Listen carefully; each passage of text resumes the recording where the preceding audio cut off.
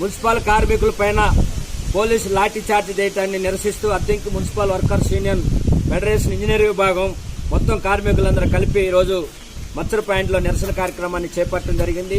Municipal కార్మికులు న్యాయమైనటువంటి demands అడుగుతా ఉంటే నెల్లూరులో ఉన్నటువంటి అధికారులు ఆ రాష్ట్ర మంత్రి నారాయణ గారు అక్కడ ఉన్న పోలీసులను ఉసుగొలిపి కార్మికుల పైన లాఠీ చార్జ్ చేయడాన్ని దీన్ని తీవ్రంగా ఖండిస్తా ఉన్నాం.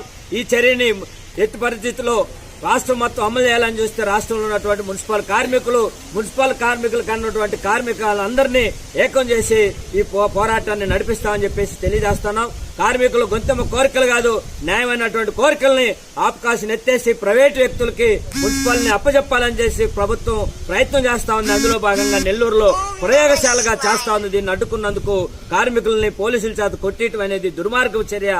ఈ చర్యని మేము ఖండిస్తా ఉన్నాం.